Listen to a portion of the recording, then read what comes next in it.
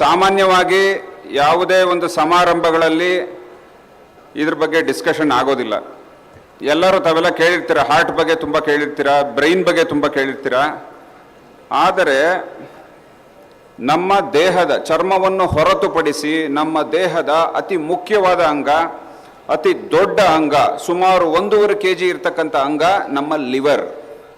ಪ್ರತಿಯೊಬ್ಬರು ಸಹ ಲಿವರ್ ಬಗ್ಗೆ ಕೇಳಿರ್ತಾರೆ. ಎಲ್ಲರೂ ಲಿವರ್ ಲಿವರ್ ಲಿವರ್ ಅಂತಿರ್ತಾರೆ. ಕೆಲವರು ಈಗಿನ ಬರ್ತಾ ನಮ್ಮಲ್ಲೊಬ್ರು ಕೇಳಿದ್ರೆ ಏನು ಮಾತಾಡ್ತೀರಾ ಸರ್ ಅಂತ, ನಾನು ಲಿವರ್ ಬಗ್ಗೆ ಅಂತ ಹೇಳಿದೆ. ಇಲ್ಲ ಸರ್, ನಾವು ಕುಡಿಯಲ್ಲ ಅಂದ್ಬಿಟ್ರು. ಸೊ ಪ್ರತಿಯೊಬ್ಬರಿಗೂ ಲಿವರ್ ಅಂತಕ್ಕಂಥದ್ದು ಗೊತ್ತಿರುತ್ತೆ.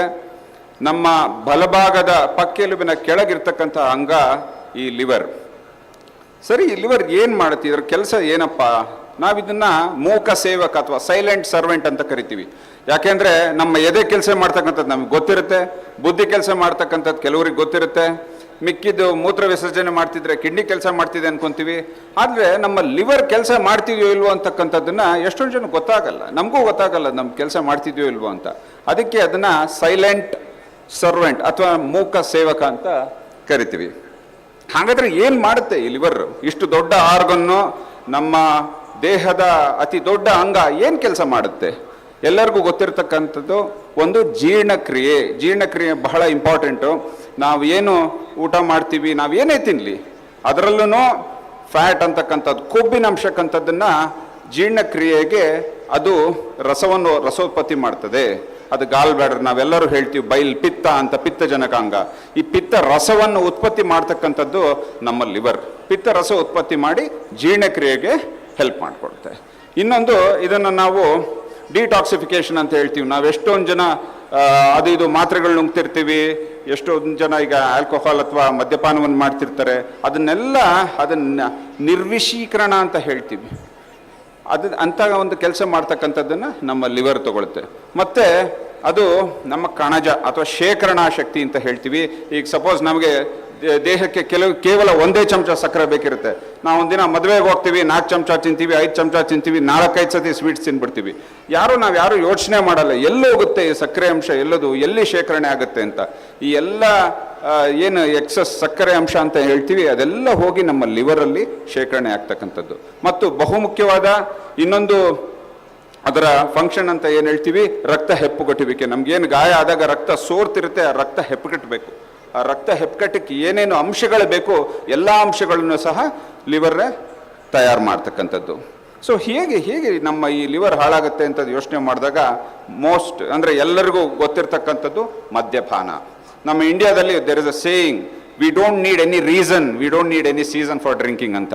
ಅಂದರೆ ಕುಡಿಲಿಕ್ಕೆ ಒಂದು ಕುಂಟ ನೆಪ ಬೇಕಷ್ಟೇ, ಏನೋ ಒಂದು ಕಾರಣ. ಯಾರೊಬ್ರು ಪಾಸ್ ಆದರೂ ಕುಡಿತಾರೆ, ಫೇಲ್ ಆದರೂ ಕುಡಿತಾರೆ, ಮದುವೆ ಆದರೂ ಕುಡಿತಾರೆ, ಡಿವೋರ್ಸ್ ಆದರೂ ಕುಡಿತಾರೆ, ಯಾರೋ ತೀರ್ಕೊಂಡ್ರು ಕುಡಿತಾರೆ, ಯಾರ್ದೋ ಬರ್ಡೇ ಪಾರ್ಟಿ ಆದರೂ ಕುಡಿತಾರೆ, ಕೆಲಸ ಸಿಕ್ಕಿದ್ರು ಕುಡಿತಾರೆ, ಕೆಲಸ ಕಳ್ಕೊಂಡ್ರು ಕುಡಿತಾರೆ. ಸೊ ಕುಡಿಲಿಕ್ಕೆ ನಮಗೆ ಕಾರಣ ಬೇಕಾಗಿಲ್ಲ, ಆ ರೀತಿ ಆಗ್ಬಿಟ್ಟಿದೆ ಇವತ್ತು. ಕುಡಿತದಿಂದ ಹೆಚ್ಚು ಲಿವರ್ ಕಾಯಿಲೆಗೆ ಒಳಗಾಗ್ತಾರೆ. ಮತ್ತೆ ಬಹಳಷ್ಟು ಜನ ಇವತ್ತೆಲ್ಲ ನೋಡಿರ್ತೀವಿ ನಾವು, ಸರ್ ನಾವು ಯಾರು ಕುಡಿಯೋದಿಲ್ಲ ಸರ್, ನಾವು ಏನು ಮಾಡೋದಿಲ್ಲ, ಬಟ್ ನಮಗೆ ಲಿವರ್ ತೊಂದರೆ ಬಂದಿದೆ ಅಂತ. ಅದಕ್ಕೆ ಮುಖ್ಯವಾದ ಕಾರಣ ಮಧುಮೇಹ ಅಥವಾ ಡಯಾಬಿಟೀಸ್. ಸಕ್ಕರೆ ಕಾಯಿಲೆ ಬಹಳ ಇಂಪಾರ್ಟೆಂಟು. ಬಹುಶಃ ನೀವೆಲ್ಲ ನೋಡಿರ್ತೀರಾ, ಬಹಳಷ್ಟು ಜನ ನಾವೆಲ್ಲ ಹೊಟ್ಟೆ ಸ್ಕ್ಯಾನ್ ಮಾಡಿಸ್ಕೊಂಡಾಗ ಎಲ್ಲರಿಗೂ ಫ್ಯಾಟಿ ಲಿವರ್ ಅಂತ ಬಂದಿರ್ತದೆ. ಫ್ಯಾಟಿ ಲಿವರ್ ಅಂದ್ರೆ ಏನು?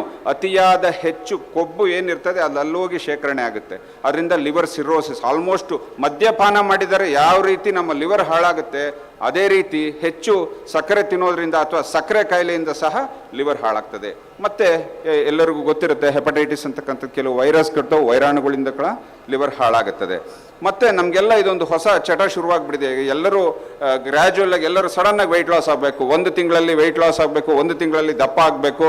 ಅನಧಿಕೃತವಾಗಿ ಮತ್ತು ಅತಿಯಾಗಿ ಎಲ್ಲರೂ ಸಹ ಈ ಹರ್ಬಲ್ ಮೆಡಿಕೇಶನ್ಸ್, ಅಂದರೆ ಅನಧಿಕೃತ ಹರ್ಬಲ್ ಮೆಡಿಕೇಶನ್ಸ್ ಬಗ್ಗೆ ನಾನು ಮಾತಾಡ್ತಾ ಇರೋದು.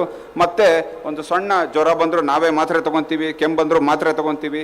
ಈ ರೀತಿ ಅನಗತ್ಯವಾಗಿ ಹೆಚ್ಚು ಏನು ಔಷಧಗಳನ್ನು ಸೇವಿಸ್ತೀವಿ, ಇವೆಲ್ಲವೂ ಸಹ ಲಿವರಿಗೆ ಹೋಗ್ತಕ್ಕಂಥದ್ದು. ಸೊ ಇದರಿಂದ ಲಿವರ್ ಹಾಳಾಗುತ್ತೆ. ಏನಾಗುತ್ತಪ್ಪ ಲಿವರ್ ಹಾಳಾದರೆ ಹೇಗೆ ಗೊತ್ತಾಗುತ್ತೆ? ವೈದ್ಯರು ಕೆಲವು ಪರೀಕ್ಷೆ ಮಾಡಿಸ್ತಾರೆ, ಬ್ಲಡ್ ಟೆಸ್ಟ್ ಮಾಡಿಸ್ತೀವಿ, ಸ್ಕ್ಯಾನ್ ಮಾಡಿಸ್ತೀವಿ.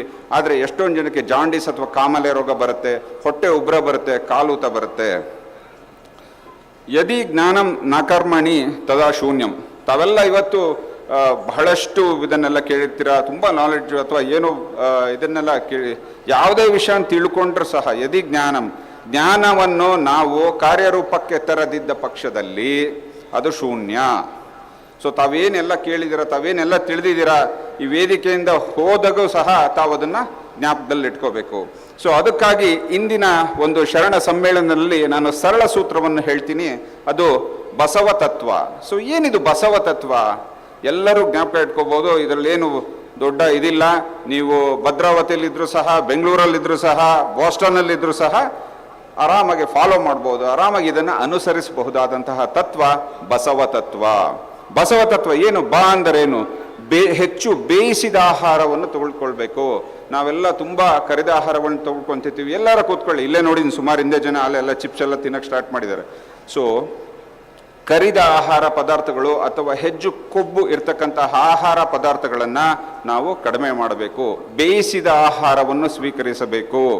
ಬೇಳೆಕಾಳುಗಳು, ಯಾಕೆ ಬೇಳೆಕಾಳುಗಳು ಈ ದವಸ ಧಾನ್ಯಗಳು ಇಂಪಾರ್ಟೆಂಟ್ ಅಪ್ಪ ಅಂತಂದರೆ, ನಾವು ಯಾರೂ ಸಹ ಪ್ರೋಟೀನ್ ಅಂತ ಏನು ಹೇಳ್ತೀವಿ ಅದಕ್ಕೆ ನಾವು ಹೆಚ್ಚಿನ ಒತ್ತು ಕೊಡೋದಿಲ್ಲ. ನಾವು ಯಾರು ಬರೀ ಅನ್ನ ತಿಂತಿರ್ತೀವಿ, 3 ಹೊತ್ತು ಅನ್ನ ತಿಂತಿರ್ತೀವಿ. ವೆಜಿಟೇರಿಯನ್ಸ್ ಅಥವಾ ಶಾಕಾಹಾರಿಗಳಲ್ಲಿ ಈ ಪ್ರೋಟೀನಿನ ಅಂಶ ಬಹಳ ಕಡಿಮೆ ಇರ್ತದೆ. ಸೊ ಆದ್ದರಿಂದ ಪ್ರೋಟೀನ್ಗೋಸ್ಕರ ಬೇಳೆಕಾಳುಗಳನ್ನು ಹೆಚ್ಚು ಬಳಸಬೇಕು. ಸ ಅಂದರೆ ಸಕ್ಕರೆ ಮತ್ತು ಸಾರಾಯಿ, ಎರಡನ್ನು ಒಟ್ಟಿಗೆ ಇಟ್ಟಿದ್ದೀನಿ. ಎರಡು ಅಷ್ಟೇ ಅಪಾಯಕಾರಿಯಾದ ವಸ್ತುಗಳು. ಸಕ್ಕರೆ ಮತ್ತು ಸಾರಾಯಿಯಿಂದ ದೂರ ಇರಬೇಕು. ಮೂರನೇದು ವ್ಯಾಯಾಮ. ಎಂತ ಅಲ್ಲೇ ನಮ್ಮ ಪಾಟೀಲ್ ಸಾಹೇಬರು ಹೇಳಿದ್ರು, ಗಿರಿಜರ್ ಕಜೇಸರು ಹೇಳಿದ್ರು, ವ್ಯಾಯಾಮ ಅಂತಕ್ಕಂಥ ಬಹಳ ಇಂಪಾರ್ಟೆಂಟು. ನಾವೆಲ್ಲ ನಮಗೇನೆ ಸಮಜಾಯಿಸಿ ಕೊಡ್ತಿರ್ತೀವಿ, ಏನು ಇಲ್ಲೇ ಓಡಾಡ್ತಿದ್ದೀವಿ ಸರ್, ನಮ್ಮ ಮನೆ ದೊಡ್ಡದಿದೆ, ಅಲ್ಲೇ ವಾಕ್ ಮಾಡ್ದಂಗೆ ಆಗುತ್ತೆ. ನಾವು ನಮ್ಮದು ಫಸ್ಟ್ ಫ್ಲೋರ್ ಇದೆ, ಅಲ್ಲಿಗೆ ಹೋಗ್ತೀನಿ, ನಮ್ಮ ಆಫೀಸಲ್ಲಿ ಅದೇ ವಾಕ್ ಮಾಡ್ದಂಗೆ ಆಗುತ್ತೆ. ಬೆಳಗಿಂದ ಮಕ್ಕಳನ್ನೆಲ್ಲ ರೆಡಿ ಮಾಡ್ತೀನಿ, ಅದೇ ವಾಕ್ ಮಾಡ್ದಂಗೆ ಆಗುತ್ತೆ ಅಂತ. ದಯವಿಟ್ಟು ಅದೆಲ್ಲ ನಮ್ಮ ದಿನನಿತ್ಯದ ದಿನಚರಿ.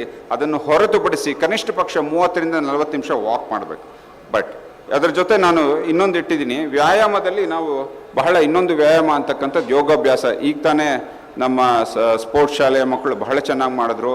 ಸ್ನಾಯುಗಳ ಬಲವರ್ಧನೆಗೋಸ್ಕರ ಪ್ರತಿಯೊಬ್ಬರು ಸಹ ವ್ಯಾಯಾಮ ಮಾಡಬೇಕು. ವ್ಯಾಯಾಮ ಅಂದರೆ ಕೇವಲ ವಾಕಿಂಗ್ ಅಲ್ಲ, ಯೋಗಾಭ್ಯಾಸ ಅಥವಾ ಈ ಒಂದು ಏನು ಸ್ನಾಯುಗಳ ಬಲವರ್ಧನೆಗೆ ಮಾಡಬೇಕಾದಂಥ ಎಲ್ಲ ಕಸರತ್ತುಗಳನ್ನು ಸಹ ಮಾಡಬೇಕು. ಸೊ ಈ ಒಂದು ಸುಂದರ ಮತ್ತು ಸಿಂಪಲ್ ಪ್ರಿನ್ಸಿಪಲ್ ಅಥವಾ ತತ್ವ ಅಂತ ಏನು ಹೇಳ್ತೀವಿ, ಬಸವ ತತ್ವ, ನಾವೆಲ್ಲರೂ ಸಹ ದಿನನಿತ್ಯ ಈ ಬಸವ ತತ್ವವನ್ನು ಪಾಲಿಸೋಣ.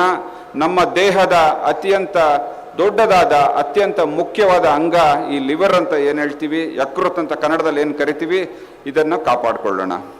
ಒಂದು ಗಾದೆ ಇದೆ, ನಿಮ್ಮ ಲಿವರ್ ನಿಮ್ಮ ಕೈಯಲ್ಲಿ ಇಲ್ಲ ಅಂದರೆ ನಮ್ಮ ಕೈಯಲ್ಲಿ ಬರೋದು ಬೇಡ. ದಯವಿಟ್ಟು ತಾವೆಲ್ಲರೂ ಬಸವ ತತ್ವವನ್ನು ಪಾಲಿಸಿ ಆರೋಗ್ಯವಂತರಾಗಿರಿ ಮತ್ತು ಒಂದು ಆರೋಗ್ಯವಾದಂತಹ ಸಮಾಜವನ್ನು ಕಟ್ಟೋಣ. ಜೈ ಹಿಂದ್, ಜೈ ಕರ್ನಾಟಕ ಮಾತೆ. ಧನ್ಯವಾದಗಳು. ಡಾಕ್ಟರ್ ಎಚ್ ಜಿ ವಿಜಯಕುಮಾರ್ ಅವರು